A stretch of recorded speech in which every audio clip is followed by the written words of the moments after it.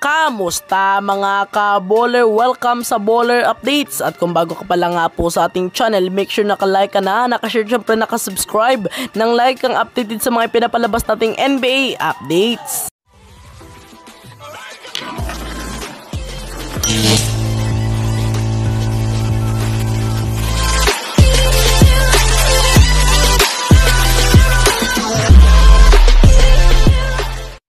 Opisyal na nga po mismong nilabas ng mismong NBA ang mga sasali sa paparating na All-Star bilang starter. Ang mga bumoto nga po nito at mga pumili nito ng mga starters na to ay walang iba kundi ang mga fans, mga staff at syempre mga NBA coaches.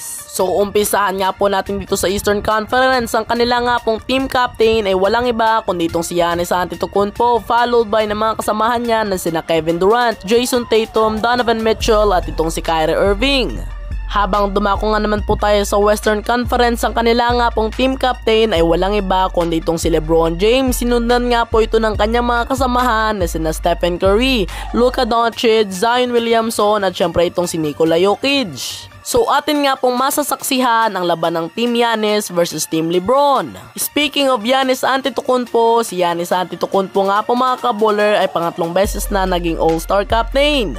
Pero itong si LeBron James nga po mga ka-baller ay wala pa natatalo since siya ay naging All-Star captain. Marami nga po sa mga fans ngayon mga ka-baller ang nagsasabing sana ayusin na ni Giannis Antetokounmpo ang kanyang pagpili sa paparating na All-Star nang sa gayon matalo na nila ang Team LeBron. Dahil hinayaan nga po ni Giannis Antetokounmpo itong si LeBron James na pumili ng mga magagaling na player noong 2020. Hindi niya nga lang nga po pinili ang mga kagaya nila Kawhi Leonard, Luka Doncic at syempre itong si James Harden. So sana ngayong 2023 atin nga pong masaksihan ang napakagandang All-Star na mangyayari ngayong taon. At sana mag-enjoy ang bawat isa sa atin na manood ng paparating na All-Star. Pero kayo, anong masasabi nyo dito? Please comment down below.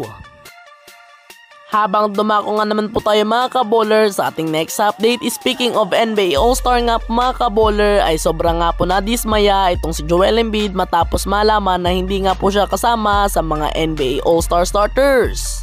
Dahil isa nga po itong si Joel Embiid ang mga naging rason kung bakit ang team ng Philadelphia 76ers ngayon ay ikalawa sa Eastern Conference. At kung inyo nga pong mapapansin, ang kanyang mga stats ay talagang mataas din. Si Joel Embiid nga po ngayon ay may average na 33.4 points per game, 9.8 rebounds at syempre 4.1 assists. Speaking of Joel Embiid nga po mga ka-baller, si Joel Embiid nga po ngayon mga ka-baller ay isa sa mga player na kung saan siya nga po ay pinag-uusapan sa conversation pagdating sa MVP ngayong taon.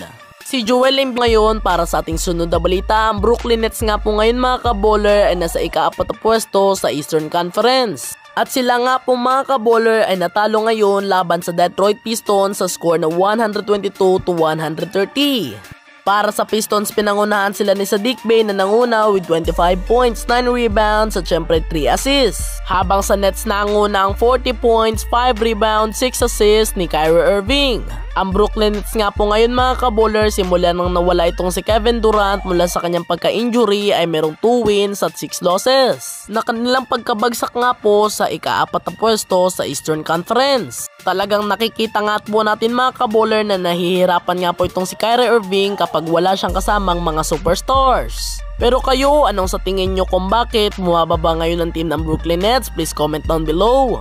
At syempre, bago nga po tayo magtapos, ako nga po ay humihiling na sana sa mga hindi pa nga po nakasubscribe dyan, pakisubscribe naman po nang sa gayon march natin ng 1,000 subscribers. At dito nga po nagtatapos ang ating balitaan. Huwag po sanang kalimutang mag-like, mag-share, syempre mag-subscribe nang updated ka sa mga ipinapalabas nating NBA update.